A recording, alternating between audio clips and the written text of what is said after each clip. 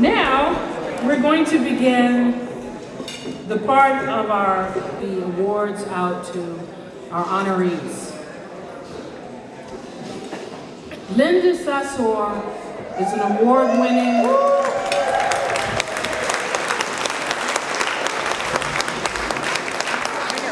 award-winning racial justice and civil rights activist, community organizer, and as they say in the brochure, every Islamophobe's worst nightmare.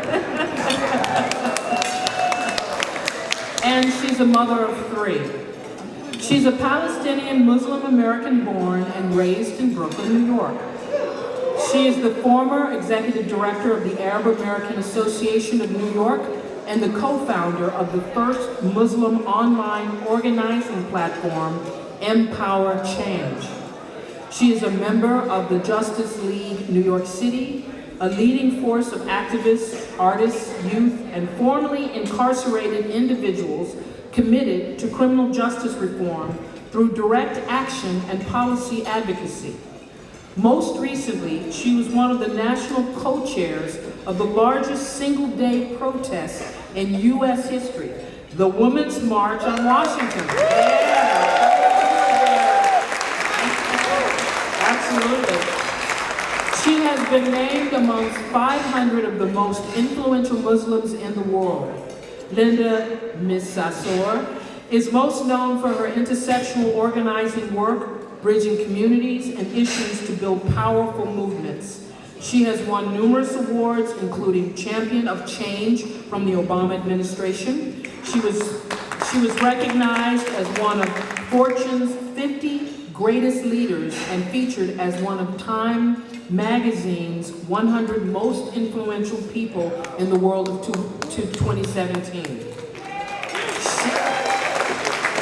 She is a frequent media commentator on issues impacting Muslim communities, Middle East affairs, and criminal justice reform, and most recognized for her transformative intersectional organizing work and movement. Let's warmly welcome BFP's 2017 PathMakers to Peace Award honoree, Linda Sarsour.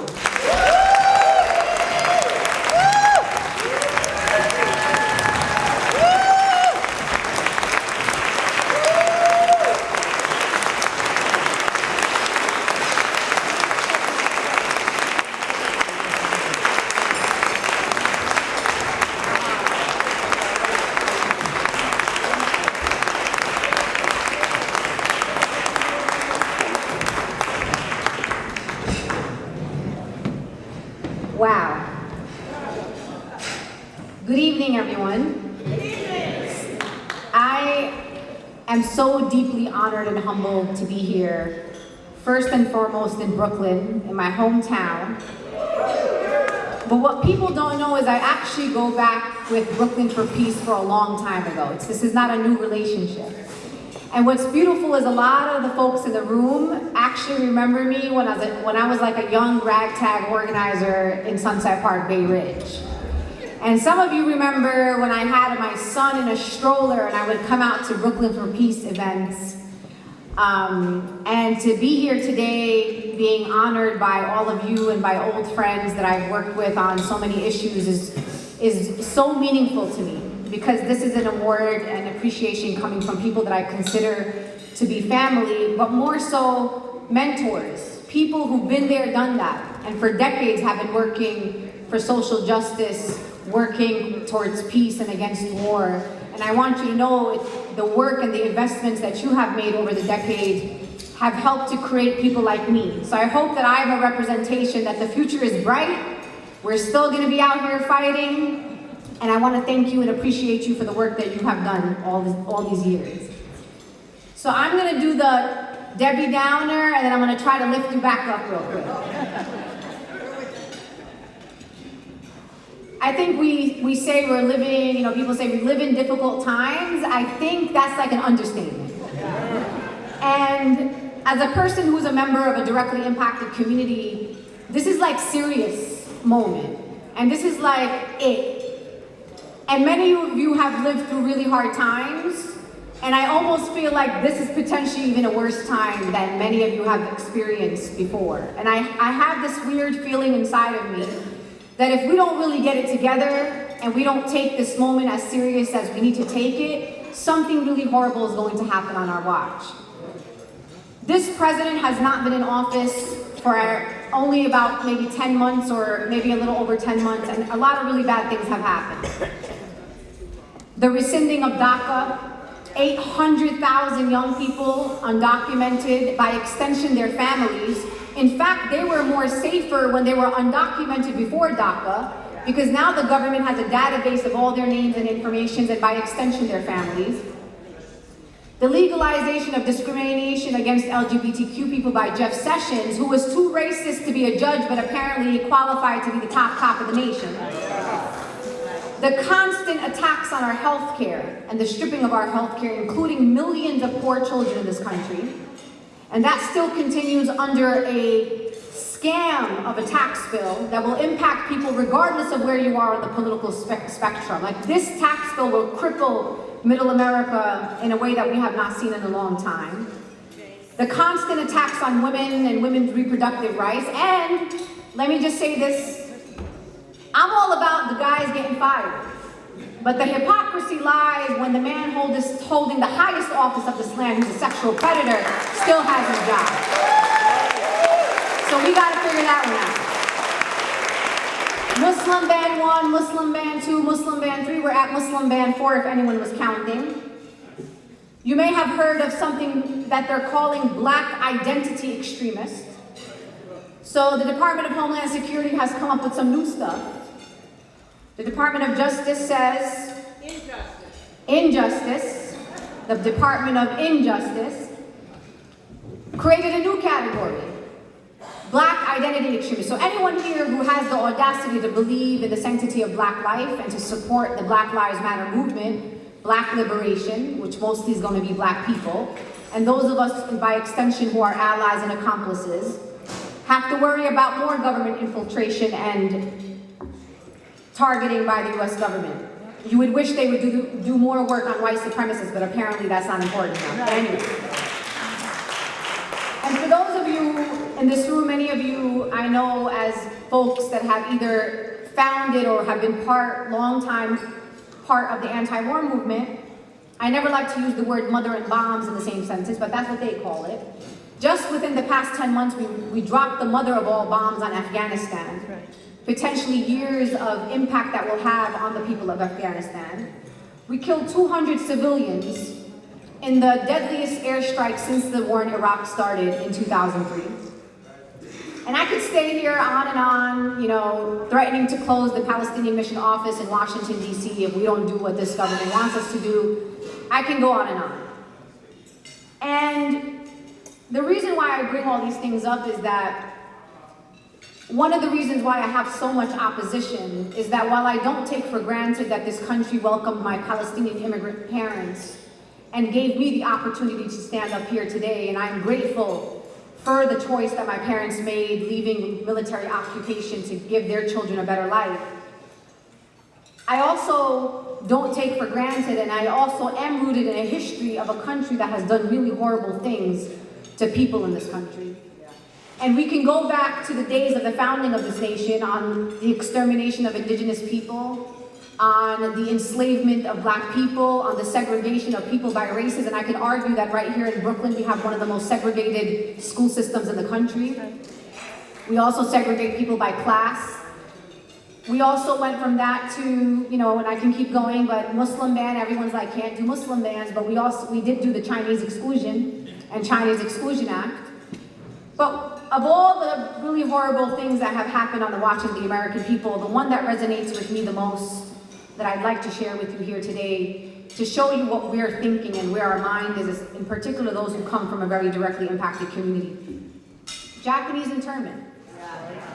And when I look back at Japanese internment, which only happened 75 years ago, and some of you were alive at the time of Japanese internment, I think to myself, well, it didn't just happen where a guy woke up one morning and said, great, I got a brilliant idea. We're just going to go around and round up Japanese Americans. That's not exactly how it happened. It was years of propaganda against the Japanese, where they said the Japanese were not to be trusted. The Japanese could not be loyal to these United States of America, that we had to protect ourselves and our security from these enemies within, the enemies living amongst us. And when I think and forward to 2017, it's almost like somebody picked up the same playbook. The Muslims are not to be trusted. Islam and democracy and the Constitution are incompatible. Muslims are incapable of being loyal to the United States of America, that Islam is a foreign religion and their loyalty lies in some foreign lands. And we are the enemies within. And the policies that have been written by not this administration, the Bush administration and the Obama administration, have been quite clear. So this administration is picking up on administrations before them who have targeted our communities at least for the past 16 years. So I always ask myself as a Muslim American, what makes me think I'm more honorable than a Japanese American? Do I love my children more than Japanese Americans love theirs? Do we love our jobs more? Is there something special about us? There's nothing that makes a Muslim American more honorable than a Japanese American. And knowing that I live in a country that is capable of doing really horrible things, and now having someone who's overtly Islamophobic, who is not the brightest star in the sky either, really scares me and scares the communities that I come from.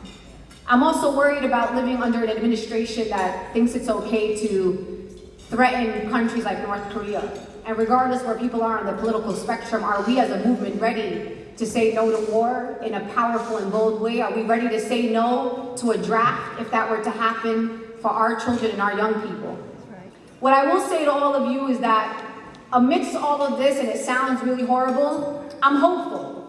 And I think that the Women's March that I was grateful to be a part of and to lend my voice and lend my years of experience of intersectional organizing, that we can't talk about being anti-war without talking about racial justice and economic justice and women's rights and all these issues,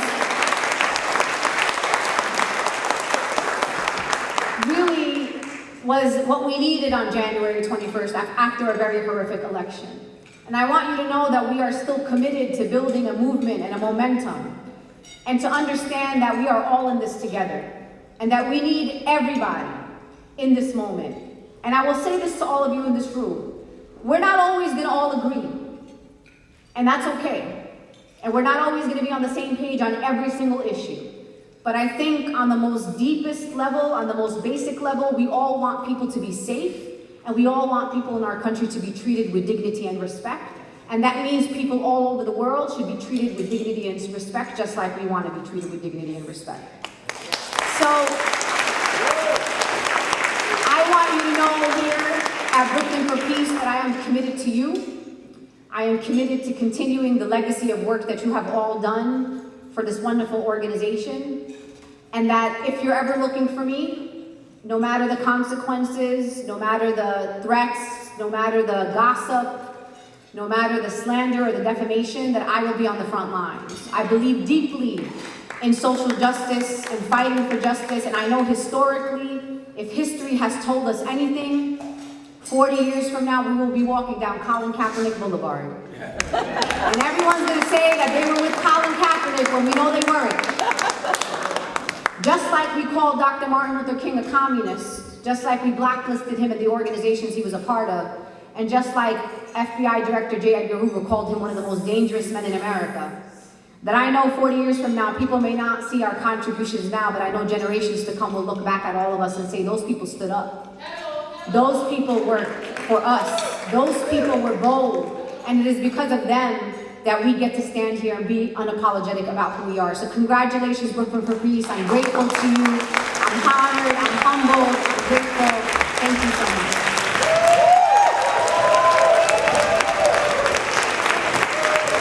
I also want to congratulate the other honorees. No one appreciates Leslie in the way that she needs to be, but this woman is a mentor to all of us. She is bold. We follow her leadership. Congratulations, Leslie, for all the work that you have done for probably longer than I've been alive. And to UPROSE, for this new blood, new generation of organizers. And I want that people to know in this room that my sisters, in fact, grew up at UPROSE, and Elizabeth knows my sisters very much. So this is a very interconnected event where I'm grateful to know all the honorees, and I want to say congratulations to UPROSE and congratulations to Leslie.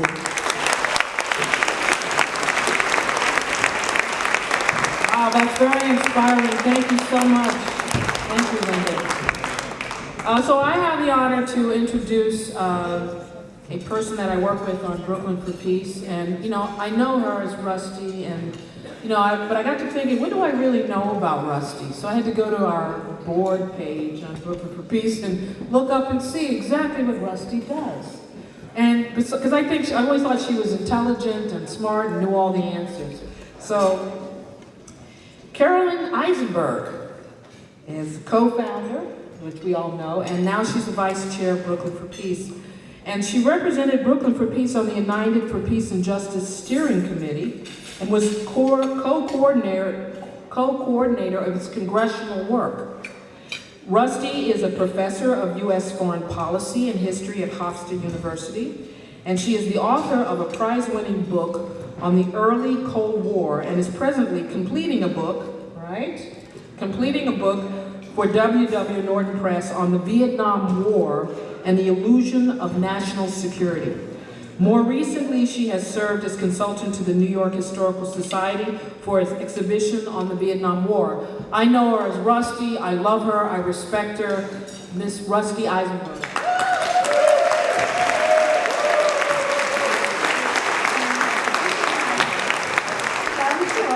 Okay, well, look, to me, that was a great build-up.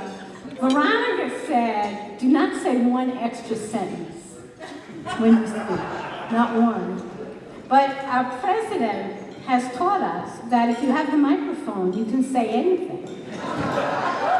So before I speak to our honoree, Leslie Cagan, I just want to express my gratitude and pleasure at just seeing all of you here.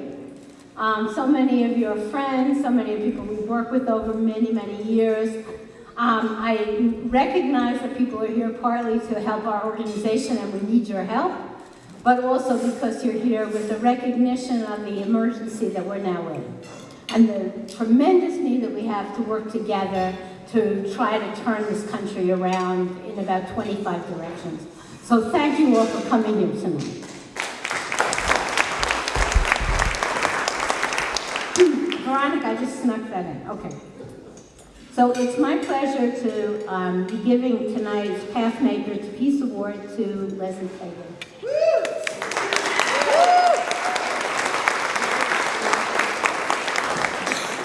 Like many of you, I first met Leslie in June of 1982 in a crowd of 500,000 people, marching in Manhattan for nuclear disarmament. And actually, we didn't get close then.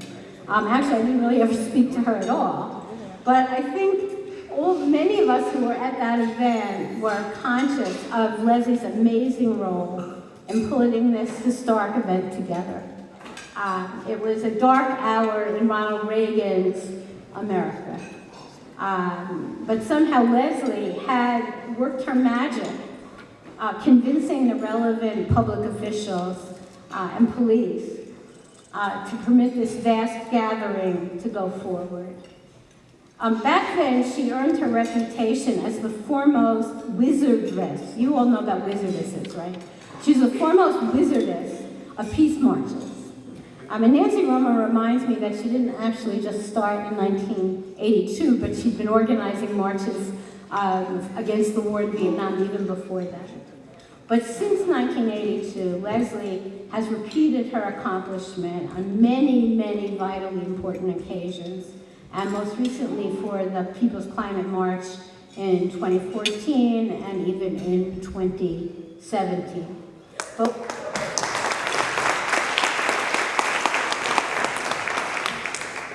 But when I really got to know Leslie personally was in her role as National Coordinator for United for Peace and Justice, a coalition of 1,400 national and grassroots peace organizations formed in 2002 to oppose the impending war in Iraq and the subsequent military calamities resulting from the disastrous war on terror. During much of that time, I represented Brooklyn for Peace on its UFPJ steering committee. And later I became responsible for coordinating much of its national legislative work. So over all those years, I grew to appreciate the role of United for Peace and Justice in helping our local organization here in Brooklyn to amplify our anti-war efforts. So we weren't just, a bunch of grumpy people in Brooklyn walking around with signs, but we were really part of a national movement that echoed across this country, and that UFPJ helped us to do that. But in addition to that, I had the opportunity to observe Leslie's remarkable leadership in holding this coalition together. I think all of us recognize that sometimes, as wonderful as peace advocates can be, sometimes they're a little quarrelsome. I don't know, who can I be talking about? Or even a little rigid in their ideas, especially when they represent entire groups. So it's no small thing to keep a room full of opinionated activists working together, resolving differences, maintaining focus, and even remaining hopeful. And that is the genius of Leslie Cagan. We know it, right? We know that. She's thoughtful. She's even nice, which is kind of amazing. She's patient. She's a great listener, and above all, she's funny, thank God. And there were so many times at difficult meetings where you thought, oh my God, this is going to be a disaster. But in the end, it came out smoothly, and Leslie helped everybody in the room to feel valued. So after many decades in the peace movement, I realized that for a political group to work effectively, especially in coalition, that the atmosphere has to be friendly, supportive, and constructive. And that's really where Leslie Cagan is great at creating. She doesn't just create marches, she creates positive coalitions. And I think everybody in this room owes her a great debt of appreciation for keeping alive the efforts for peace and now for climate justice over so many years. And I think in many ways, she is one of the really unheralded heroines of this past period in the aftermath of 9/11, of really helping a peace voice to be loud and vibrant and hopeful and active. And she's really done that for us through her wonderful spirit. So on behalf of Brooklyn for Peace, it's a great pleasure to honor you, Leslie, for a lifetime of wonderful and important work.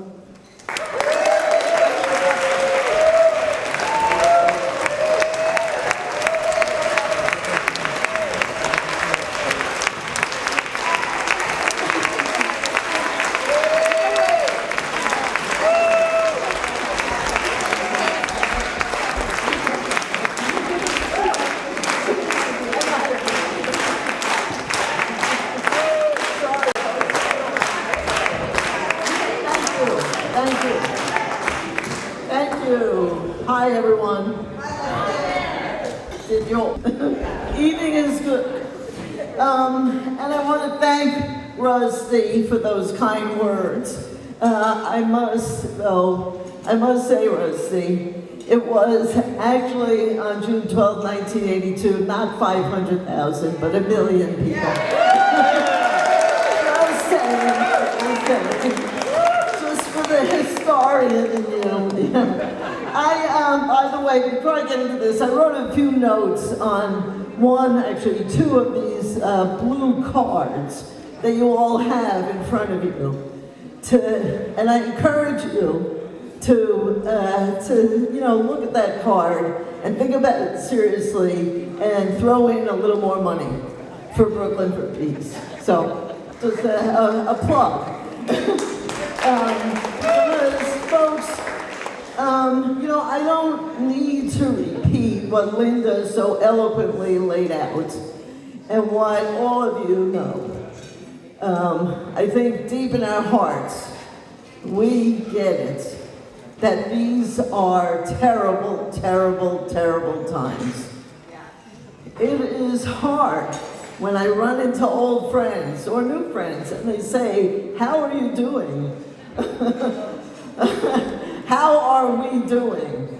It is amazing on some level that we read papers and watch the news and are inundated with social media, and yet we still find a way to get out on those picket lines and those demonstrations and to those long meetings to plan those picket lines and those demonstrations.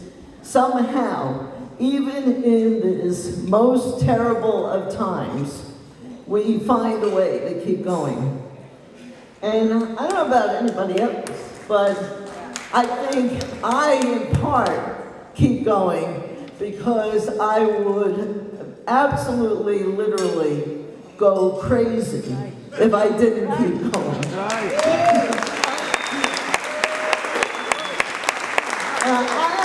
I am terrifically honored to be honored by this group with these co-honorees. Linda, thank you for everything.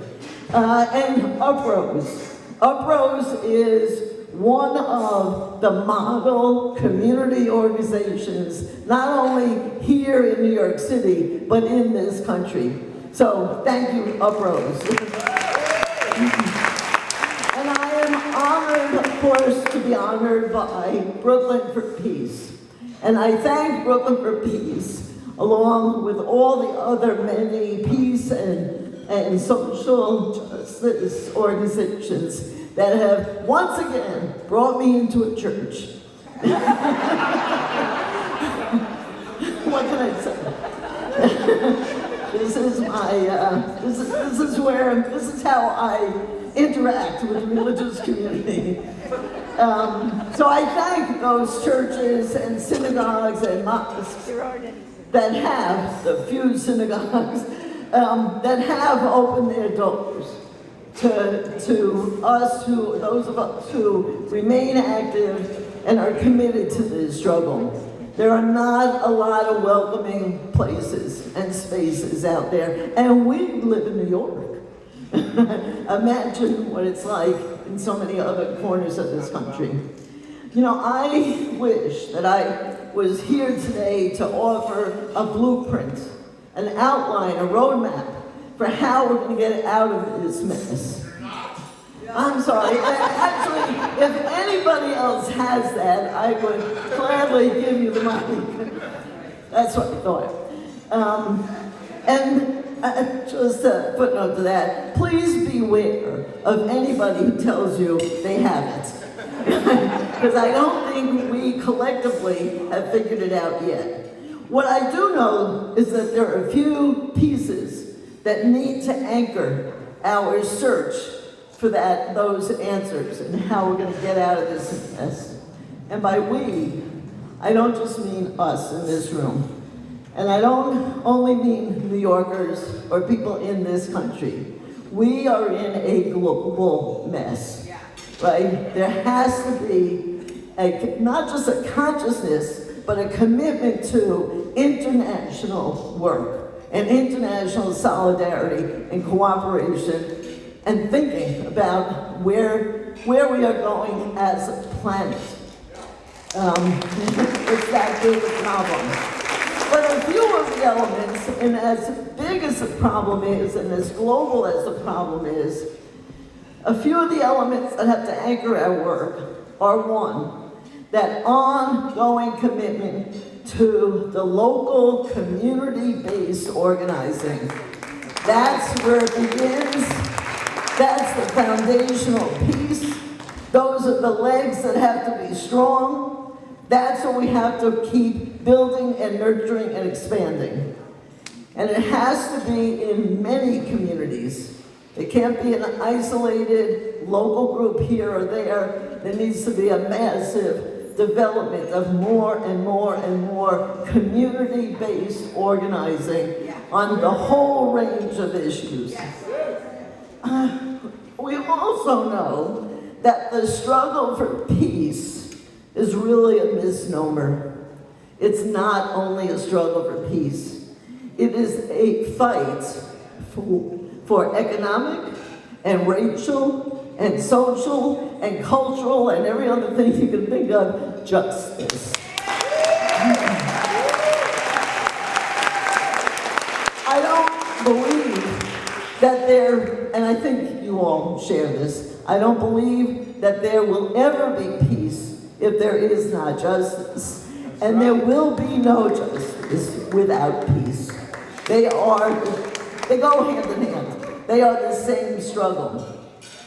What I also know is that we need to be thinking about, we need to be working in a way that moves us beyond the rhetoric of unity and into an organizing practice based on, grounded in solidarity.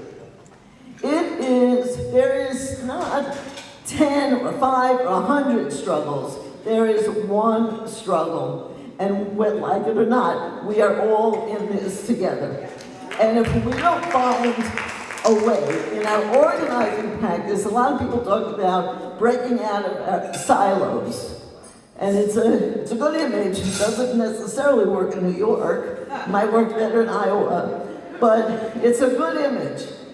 But it's not just about, well, I'll go to your demo if you come to my demo. That's good, that's a good beginning. But it has to go much deeper. We have to understand that what we are up against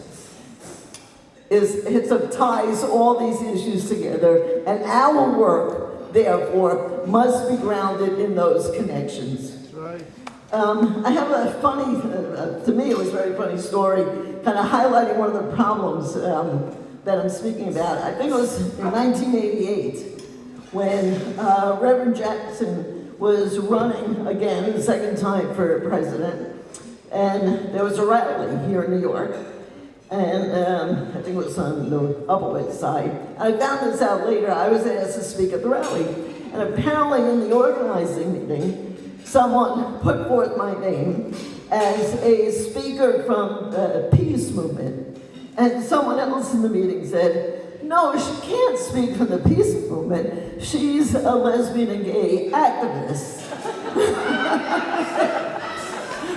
So here I am, a lesbian gay activist who works for peace and justice and against the climate change and against Islamophobia, et cetera, et cetera, et cetera. I am still the same person. And I don't know, maybe it's the culture we grow up in, the kind of me culture. I mean, I don't know about anybody else. I love giving gifts, and I love getting gifts. But if you watch TV at all these days, it is buy, right? Buy more, spend more money than you have, right? In order to give gifts, in order for you to then be loved, right? People will love you more if you give them more gifts. Well, some people, maybe that works for them. But to me, that's a real sign of the culture that we live in. And if we don't break through that culture, and it's a culture of militarism, it's a culture of war, it's a culture of materialism and consumerism. Well, let me put it another way. It's a culture of capitalism and greed and hatred. And it is all tied up together. Now, I happen to do a lot of work these days on the climate crisis. Talk about feeling like you're hitting your head against the wall. I mean, I'm no expert, and I'm certainly not a scientist, but I know enough to know it is bad. It is serious, it is getting worse every single day, and the powers that be, well, some of them are just blind to it, some of them are just in denial about it, some are making a fortune off of it. So, when the president, when Trump announced that he was going to put Rex Tillerson into the lead position to represent this country around the world as the Secretary of State, Rex Tillerson, ExxonMobil, oh my God, I couldn't believe it. But again, it's a sign of the times and the problems that we are up against. It seems to me then there has to be hope. There has to be hope. That is, and it's not just some nice rhetoric or some sort of far-off thing. Hope is something that people feel. When they got it, they got it. When they get that sense of hope and possibility and belief that what they do can make a difference, and that collectively we can make all the difference that needs to be made, that's what we need to hold on to, and that's what we need to deepen, and we deepen it by engaging in all of these struggles with a consciousness that our communities and our struggles and these issues are really all about the same thing. They're about dignity, they're about basic human rights, they're about justice, they're about liberation, they're about freedom and equity. And I probably left out a few other things, but that's what ties us all together. And it is groups like Brooklyn for Peace, or as I like to think of them, Brooklyn for Peace and Justice. These are the groups that do the work. So when I was first contacted about, would I be available to receive this honor tonight, I absolutely jumped at the chance. You are my people, I am your person. We are in this together. It is here where the work is grounded, and it is here that we build out from. Finally, let me just say, I probably could go on and say a million other things, but I'm not a pacifist, although don't put me near a fight. But I'm not a pacifist intellectually. But I do turn often to a quote by A.J. Musty, who was a pacifist. If you don't know who he is or was, Google him. But he said famously, he said two things. One, early on in the struggle to end the war in Vietnam, he and a small number of people were at a protest in front of the White House. And a reporter went up to him and said, "Why are you here? You're never going to change the government." And he said, "I'm here so the government doesn't change me." And the other thing he said is that there is no way to peace. Peace is the way. And with those thoughts, I leave you. Thank you for all the work you all do. Thank you.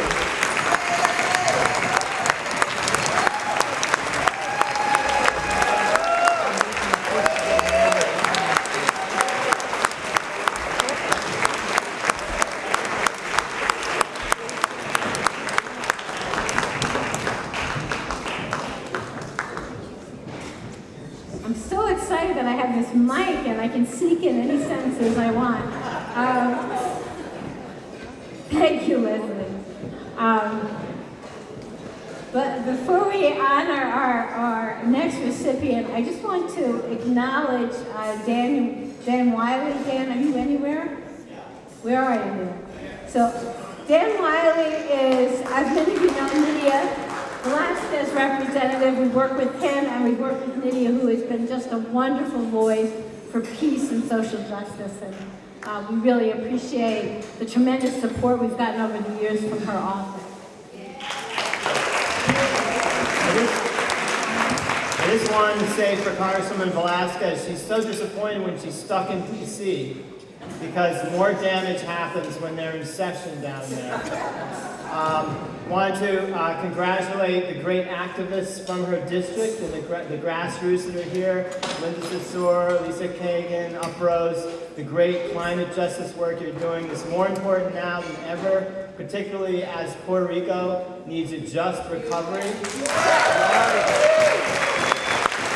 And the work that you guys are doing on climate justice and the People's Climate March and all the grassroots organizing all leads us to the need, to the whole point of what we're doing today. I'm sorry to say that she's going to be stuck in D.C. more because the Republicans think that they're going to get the tax bill through, and they have And they have scheduled votes in the House for Monday, which weren't supposed to happen because they think that they are going to be able to vote for a conference bill between what's passed in the Senate and what passed in the House. We have to do everything we can to oppose this. Call all your relatives in all those other states with all those other senators, and let's see what we can do. Thanks.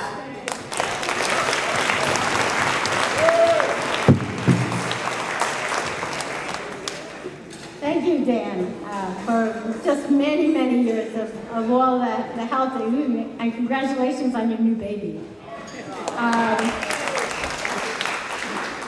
So in recent years, Brooklyn for Peace has chosen to recognize the major contributions of other organizations in the Peace and Justice Coalition, especially here in Brooklyn. And this has always seemed important, but never more so than at the present. And, you know, in a way, I'm really repeating Leslie and Linda, but, you know, right now, this cooperation has never seemed more important than at present. And I think all of us are really still reeling from the massive attacks going on right now in every sphere of public activity. The redistribution of wealth, today embodied in this horrendous tax bill, the assault on Muslims, on immigrants, the rollback of government regulations on the environment, the efforts to touch the social safety net. I mean, we could be here all night. And not to mention the $700 billion for defense, which is just an obscene diversion of resources. And although we always say the military budget is horrible, it's really horrible. They've added another $80 billion to what is already a ridiculous defense bill. So with so many dangerous developments happening at once, as our other speakers have said, the need for our different movements to collaborate has never been greater, which is why we are really delighted to present our PathMakers the Peace Award to UPROSE, a community-based grassroots organization in Sunset Park in Brooklyn.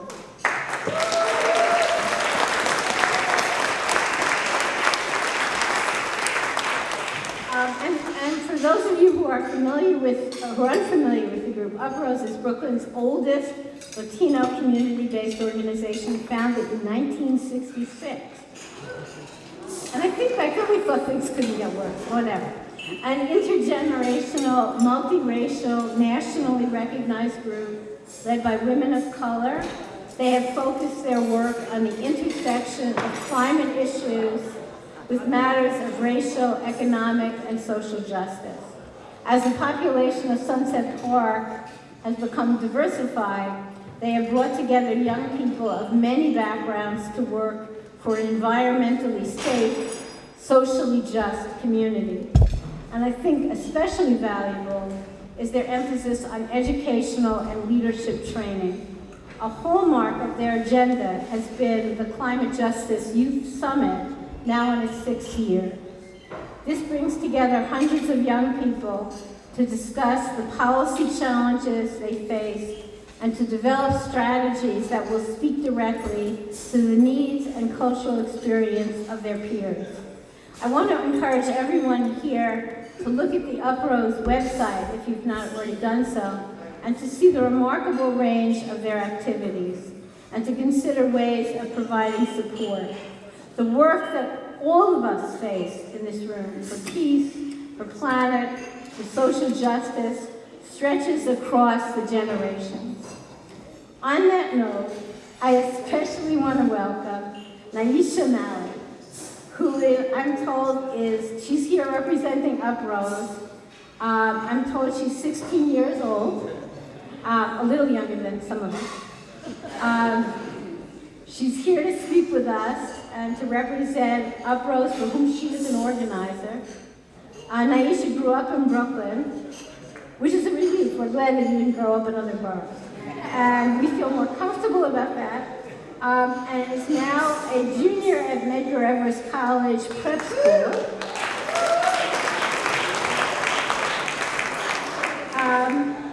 And also, is this a freshman at Medgar Evers College at the same? Okay, so you're going to explain that, how you're a freshman in your high school, but whatever. And Naisha helped organize the 2015 and 2017 Climate Justice Youth Summits.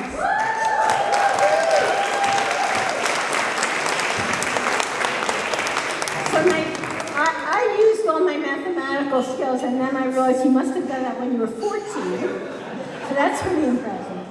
And so Naisha, we look forward to working with you over the next years. And on behalf of Brooklyn for Peace, it's a pleasure to meet you tonight and to give you our PathMakers for Peace Award on behalf of your whole organization. So thank you for being here.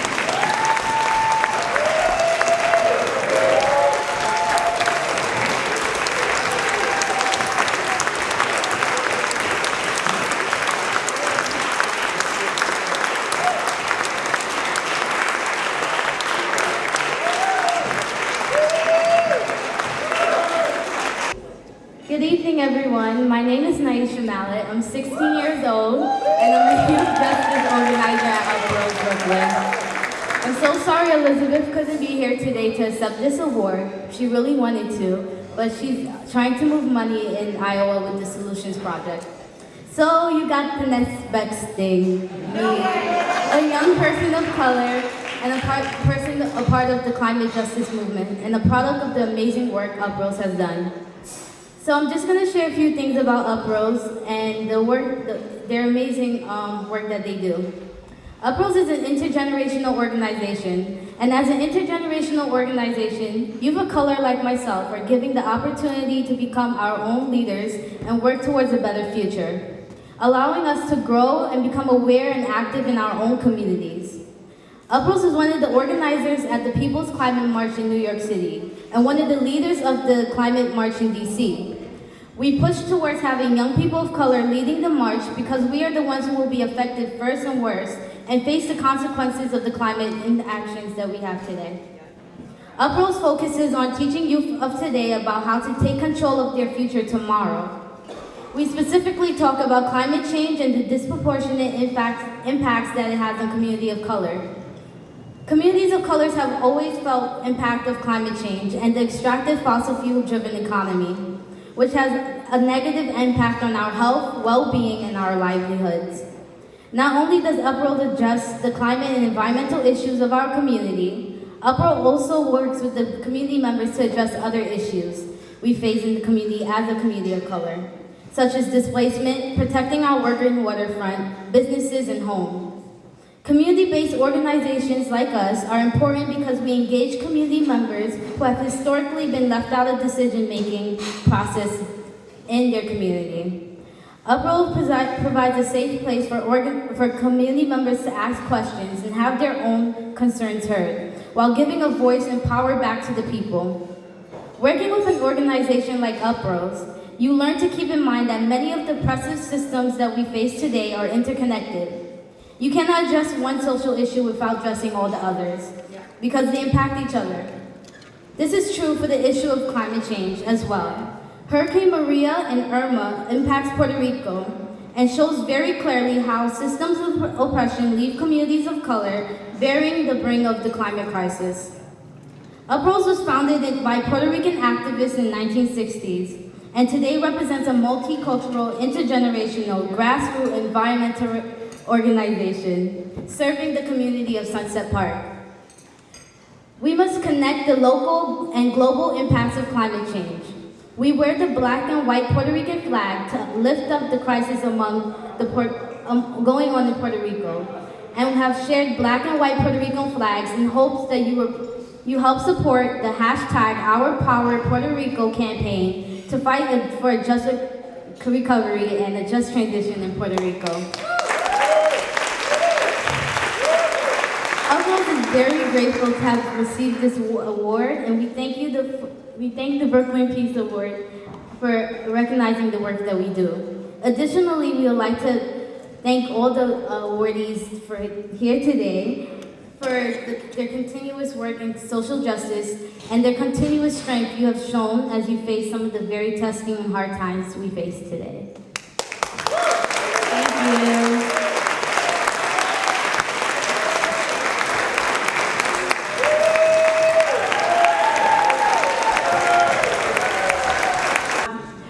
we go on, I think as we're talking about coalition building and the importance of that, I do want to quickly recognize two guests that we have here this evening, Patricia Francis and Christine Lewis from the Domestic Workers United.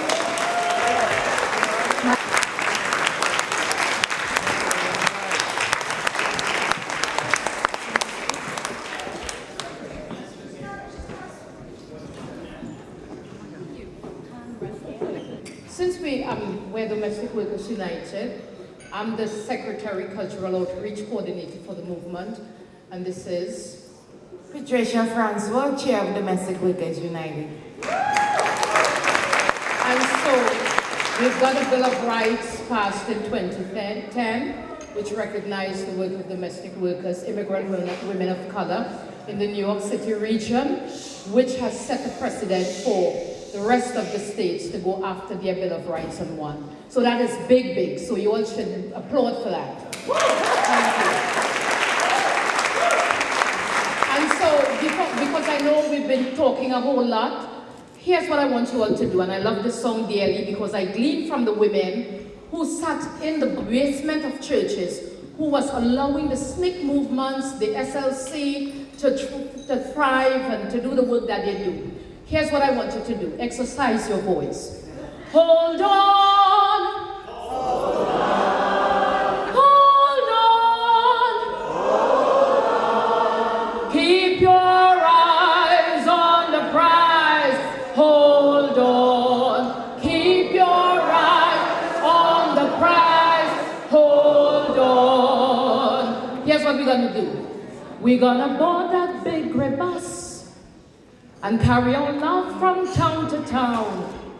Keep your eyes on the prize, hold on. Paul and Silas, bound in jail, ain't got no money for to bail.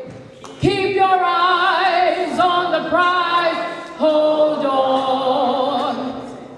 Hold on, hold on.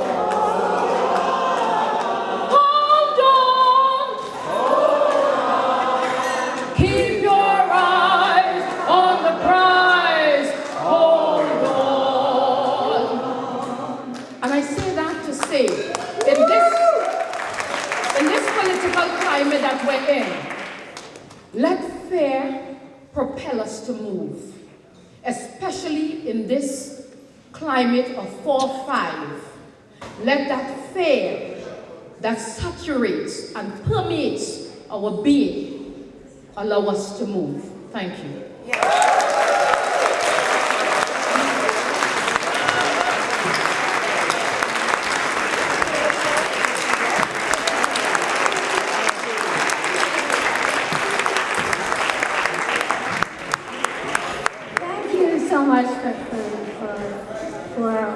Your message, we need it.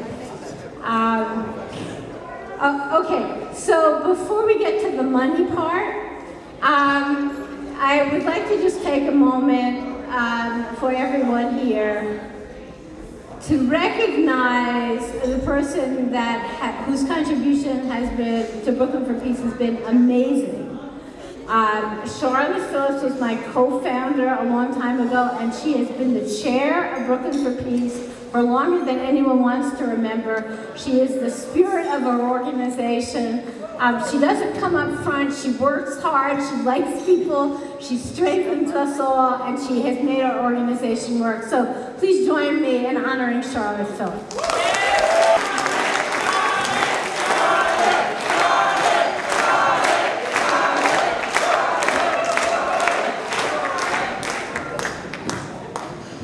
Well, just to thank everybody for being here tonight again, and I'm not really going to speak for a long time, but just seeing everyone here in this room together just has made me feel like really the importance of our being together, and hopefully we'll be together for quite a long time to come. We really need each other, and so I really am very happy that everyone has been able to come tonight, and look forward to seeing you again soon.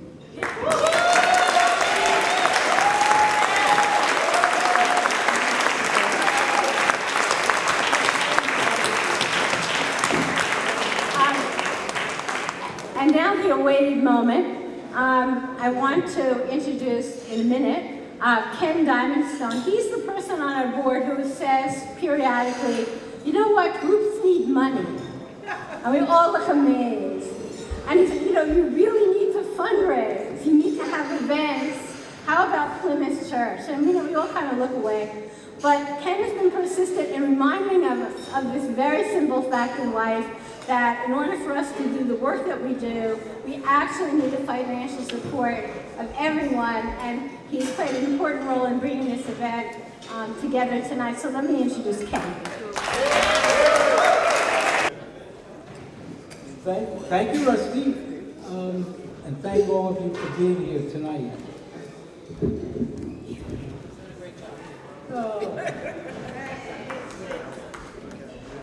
Tonight we're honoring some of the most extraordinary people who are working for peace and social justice. But peace seems such a long way away as Donald Trump and his enablers lead us hell-bent, in my view and in yours, towards war.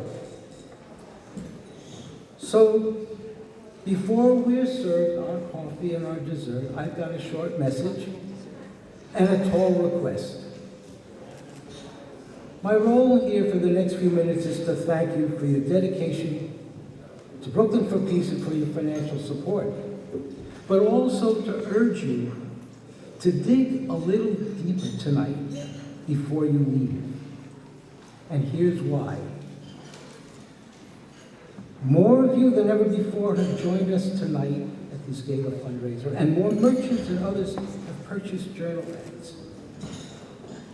But there's a financial problem facing Brooklyn for Peace. Not a big one, not insurmountable, but I want to talk about it.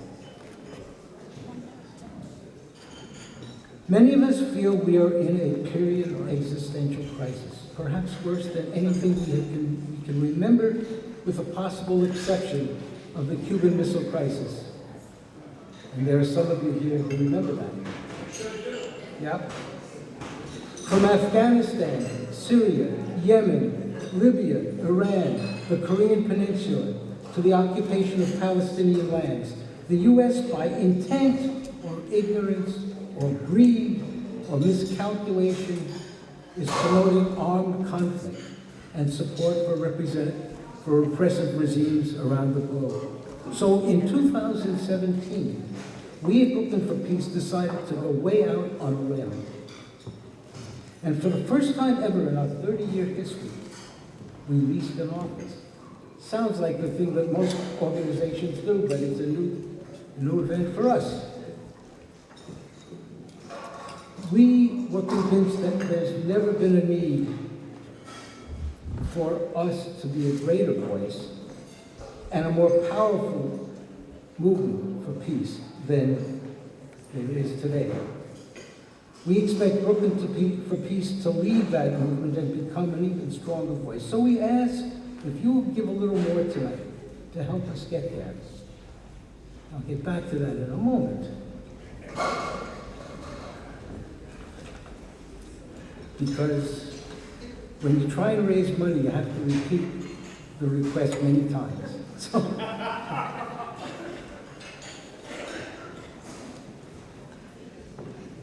here's what else you can do. And I know this sounds pretty tame, but we need you to do this.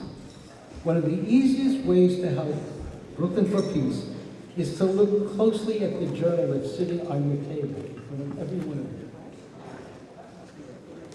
We've all got one. Don't leave here and discard it. Take it home. Find one or more merchants that you've never patronized before and go there. We need to let those businesses know that they are really and truly valued. After years of buying our journal ads, restaurants, supermarkets, auto repair shops, and many others have shown their support for us. Now we need to show that support to them. Take the journal home and use it, and let the merchants know you've seen that ad in Brooklyn for Peace journal. And keep the list of merchants even after you discard the rest of the document. So back to the new office. Our new office gives us more access for volunteers. We now meet in a more publicly accessible and relaxed atmosphere. We have a place to forge collaborations with other groups and to hold frequent public forums. We are doing all that and becoming better organized for our growing outreach. So tonight, we ask you again to advance our work for peace and justice by digging right now a little deeper with a $20 or a $50 or $100 if you can. Please use the envelope that's in your journal and place what you can inside them. And I hope you will do it before we have our dessert and coffee. So thank you, and please use the envelopes and support us. And Sonia says it's okay. I see some other people who give $100 apiece right now. Stop fooling around. There's someone else who can match that. $100. Wow! $100 over here and $100 for Linda. Wow! We have another $100 for Brooklyn for Peace. Anybody? Oh, we have another one over there.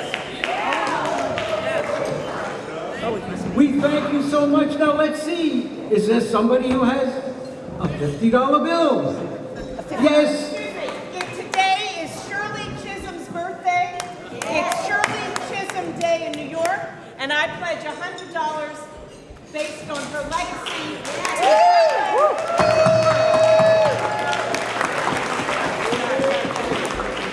Wow. If you've got a 50, raise your hand and we'll go around and collect it. This is great. We need that money for our rent. This is for our rent fund, for our new office. Okay, we've got 60 here. Wow. Well, let's try for 20, and everybody raise your hand now. Everybody raise your hand now. $20. Okay. We're going to go around and please collect that. And I thank you so much. Thank you. What? So again, you've helped us tonight and we appreciate it. Okay.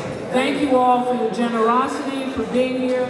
I wanted to show everybody that this was our first flyer in 1984. Brooklyn for Peace's first flyer. So, feel free to come and look. I was like, whoa, what kind of font is that?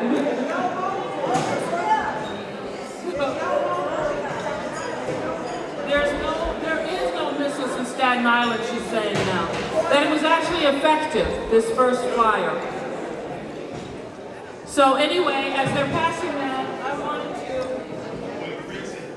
I wanted to say thank you all for being here tonight, and I trust that you come away with even more courageous spirit than when you started the evening. I'd like to close this before we have dessert with a poem. This poem is by a Nigerian poet called Ben Okri. You can't remake the world without remaking yourself. Each new era begins within. It is an inward event with unsuspected possibilities for inner liberation. Liberate yourselves, we can liberate the world. Thank you so much for being out and supporting Brooklyn for Peace. Peace to all of you.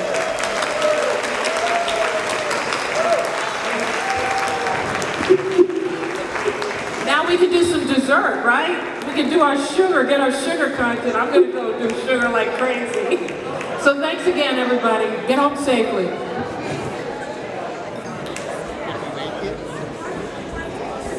You could take the $41.